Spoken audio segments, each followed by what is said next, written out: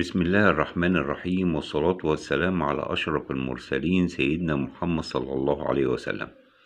أحبابنا الكرام، النهاردة إن شاء الله مع فيديو جديد وقطعة معدنية جديدة، قطعة حديثة حبينا إن إحنا كده نتفرج عليها مع بعض ونتكلم عنها حاجة بسيطة.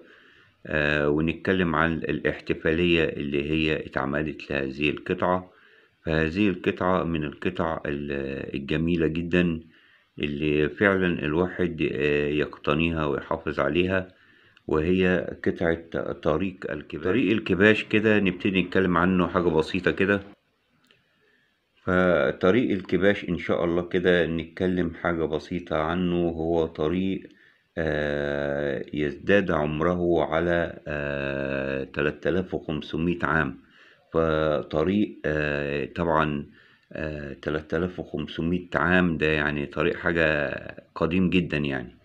الطريق ده تم ترميمه وافتتاحه في 25 نوفمبر، آخر ترميمات ليه 2021. طريق مهم جدا لأن الطريق دوت موجود بيربط مدينة الأقصر بمعبد الكرنك. كان الأول السائح بيجي بيزور معبد الكرنك في الأقصر ويخرج من بره، والطريق يخرج على الحاجات الحديثة، فبيخرج من المود اللي هو فيه. لا، الطريق ده بيوصل ما بين الأقصر ومعبد الكرنك مباشر. فهو طريق من الطرق الجميلة جدا في مدينة طيبة اللي هي مدينة الأقصر القديمة. كان الطريق ده بيمشي فيه الملك في الأعياد، أعياد اسمها الأويت.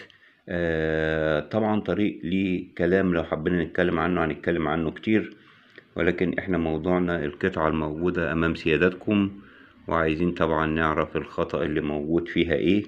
هو 1 جنيه، إصدار عام 2022 ميلادي 1443 هجري. طبعا بتحمل التاريخ بتاع افتتاح الطريق اللي هو 25 نوفمبر 2021. جنيه طبعا عادي، الوزن فيه 8.5 جرام. ولكن احنا عايزين نشوف الخطأ اللي موجود، والخطأ الموجود معايا النهاردة خطأ جميل. هي القطعة لوحديها من غير خطأ تعتبر قطعة جميلة وهتبقى فريدة، ولكن لما بيبقى فيها كمان خطأ فانت كده بتقتني حاجة ليها معنى وممكن تحتفظ بيها ويكون ليها شأن ان شاء الله في المستقبل. طب ايه الخطأ بقى اللي موجود في هذه القطعة؟ دلوقتي حالا هنبتدي نتفرج على هذا الخطأ. هنبتدي كده ان شاء الله نمسك القطعة ونبص عليها كده مع بعض. ادي القطعة اهي،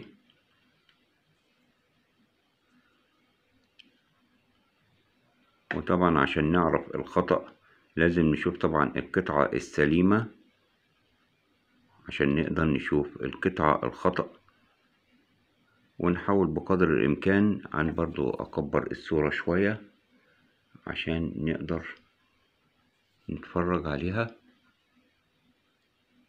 اهيت. وابتدي اخش بالعدسة، اظن كده التكبير بتاعها اصبح واضح. حضرتك كده من تحت اهو، انا بحاول انا انوه على الجزء اللي تحت ده، في توقيع موجود اسم النحات اهوت.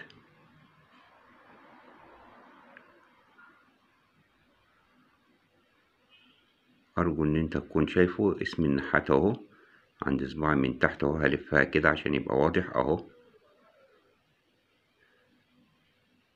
مصمم القطعة اسم كمال.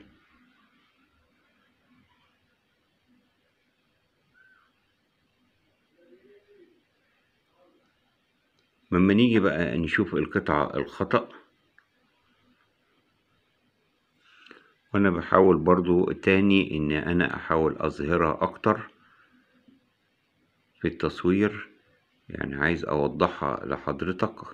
التوقيع اللي موجود اللي هو من تحت اهو، او كده اتهيألي ظهر قوي.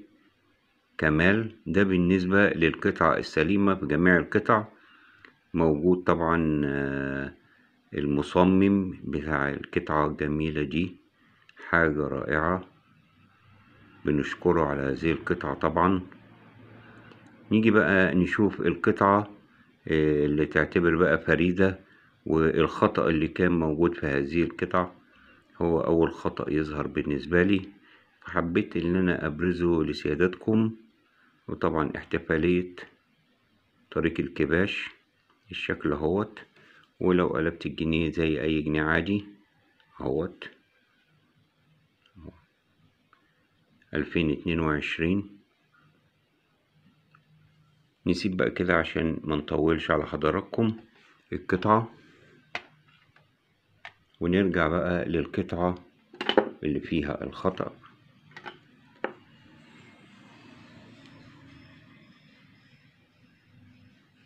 ونحاول نجمعها مع بعضينا. اديني كبرتها خالص، التوقيع منزلش خالص حتى من غير ما احط العدسة، هو باين اهوت القطعة امام سيادتكم. وبرضه هندخل برضه العدسة كده عليها عشان التأكيد الاكتر.